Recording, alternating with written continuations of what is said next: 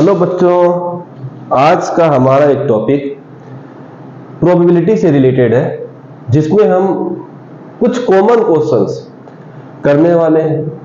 और वो common question क्या है उसको अभी हम नोट डाउन कर लेते हैं। चलिए स्टार्ट करते हैं वीडियो को बहुत जल्दी से।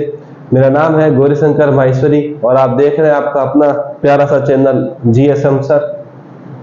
तो क्वेश्चन है प्रोबेबिलिटी का, और ये क्वेश्चन बहुत ही कॉमन है। जब पूछा जाता है कि एक लीप ईयर में 53 मंडेज कितनी बार आते हैं, या फिर एक नॉन लीप ईयर में 53 संडेज कितनी बार आते हैं, तो कंफ्यूजन हो जाता है कि हम कैसे इसको सॉल्व करें।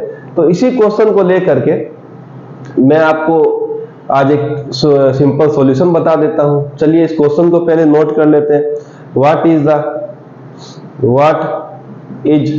द probability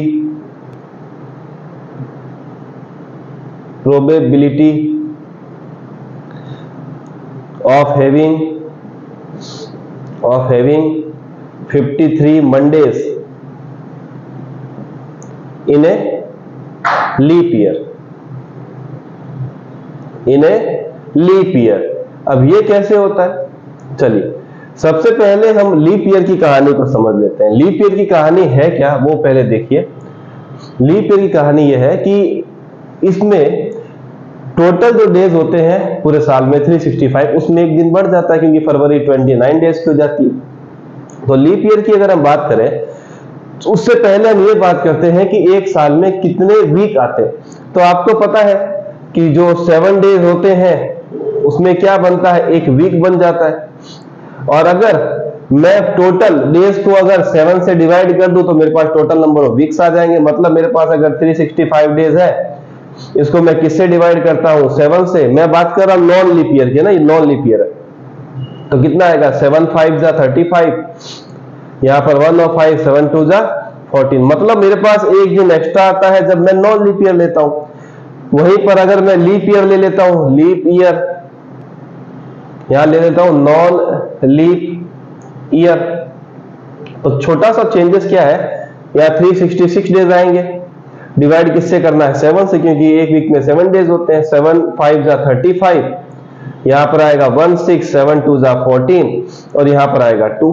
तो हम एक साथ दो क्वेश्चन कर लेते हैं। कंडीशन है कि 53 मंडे संडे ट्यूसडे वेडनेसडे जो भी बात हो 53 आने चाहिए। एक बार हम काउंट करते हैं लीप ईयर में और एक बार करते हैं नॉन लीप ईयर। एक क्वेश्चन में ही दोनों को कर लेते हैं। फिलहाल हम कर रहे हैं लीप ईयर की कहानी को। तो हमने देखा तो लीप ईयर की कहानी में 2 दिन एक्स्ट्रा आ गए। अब ये 2 दिन क्या क्या हो सकते हैं, उसकी पॉसिबिलिटीज है कि ये 2 दिन लगातार ही होंगे। ऐसा तो नहीं है कि कोई संडे और साथ में वेडनेसडे आ गए, बीच का ट्यूसडे खत्म हो गया, ऐसा नहीं। क्या होगा, इसके दो के कॉम्बिनेशन बनाने पड़ेंगे। हमने लिखा मंडे और यहां लिख देते हैं साथ में क्या आएगा, ट्यूसडे। बहुत ही अच्छा। ये क्या बना रहे हैं हम लोग, ग्रुपिंग बना रहे हैं। ग्रुपिंग क्यों बना रहे हैं, क्योंकि 2 का है। फिर दूसरा क्या आएगा, जो ट्यूसडे से खत्म हुआ है, कहां पर खत्म होगा, ये वेडनेसडे। फिर कहां शुरू होगा, वेडनेसडे से कहां जाएगा, थर्सडे। फिर थर्सडे से खत्म शुरू होगा, कहां जाएगा, फ्राइडे। फ्राइडे से कहां शुरू होगा, कहां खत्म होगा, सैटरडे। चलिए, और फिर लास्ट क्या होगा, सैटरडे। फिर आएगा संडे। ये लास्ट नहीं था, लास्ट आएगा, अब लास्ट आएगा संडे, खत्म होगा मंडे पे। तो अब देखेंगे मंडे वापस आ गया, ट्यूसडे पे हम लिख चुके हैं। कॉम्बिनेशन कितना है, 1 2 3 4 5 6 7। और कहानी है कि लीप ईयर में हम बात कर रहे हैं फिलहाल ये लीप ईयर की, इस बात को भूलेंगे नहीं कोई। लीप ईयर की मैं वीडियो देख लूं, लीप ईयर दिख रहा है, नहीं दिख रहा है, लीप ईयर दिखाते हैं। अभी हम बात कर रहे हैं लीप ईयर की।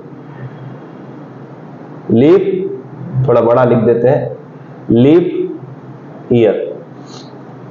चर्चा चल रही है लीप ईयर पे, तो लीप ईयर देखेंगे तो हमारे पास 2 के कॉम्बिनेशन आए। टोटल कॉम्बिनेशन कितने आ गए, 7।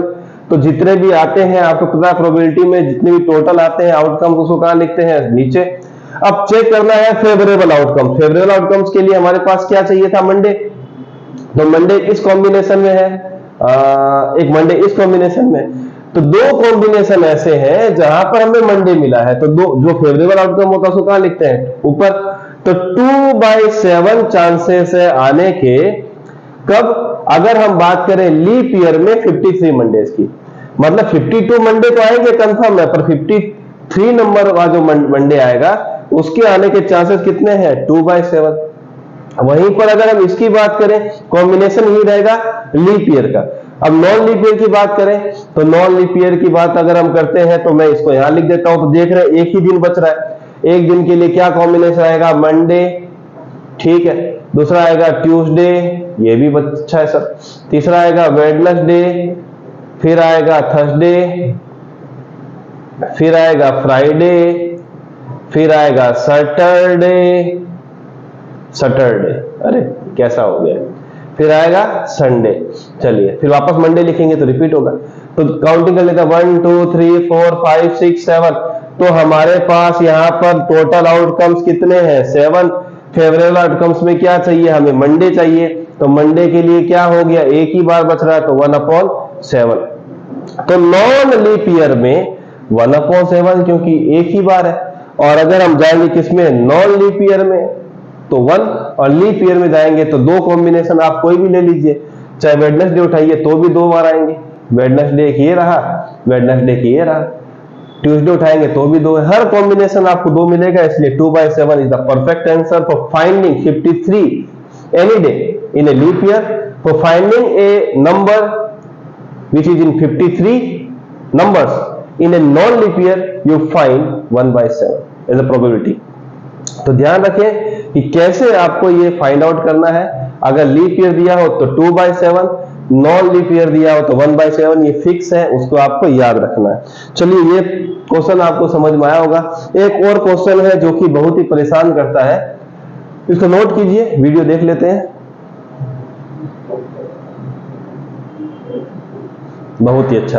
अब एक क्वेश्चन और है जो अमूमन परेशान करता है, और शायद वो भी आज हम थोड़ा अच्छे तरीके से सीख लेते हैं, और आप भी मेरे साथ ट्राई जरूर कीजिए ताकि आपको परेशानी ना आए।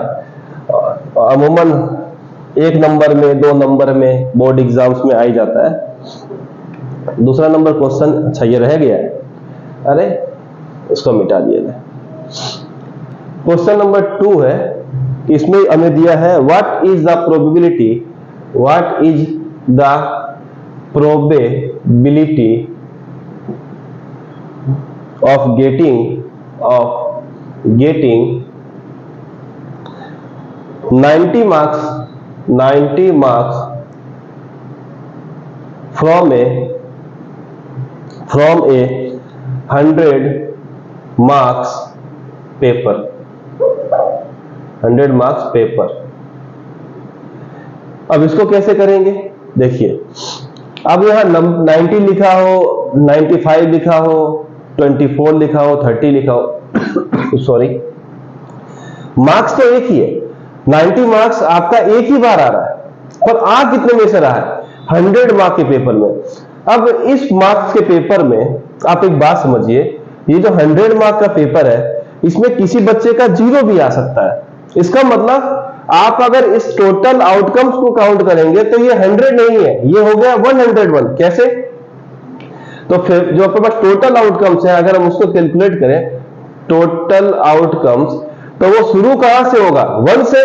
गलत है, क्योंकि किसी बच्चे का 0 भी तो आ सकता है। आप काउंट करेंगे 0 से 1 2 चलता जाए कहां तक, 100 तक, क्योंकि लास्ट मार्क्स कितना, 100। किसी के 101 मार्क्स तो नहीं आएंगे 100 में से, वो तो पॉसिबल नहीं है, पर 0 तो आ सकते हैं। तो आप 1 से लेकर 100 तक कितने होते हैं, 100। 0 काउंट करेंगे तो कितना आएगा, 101।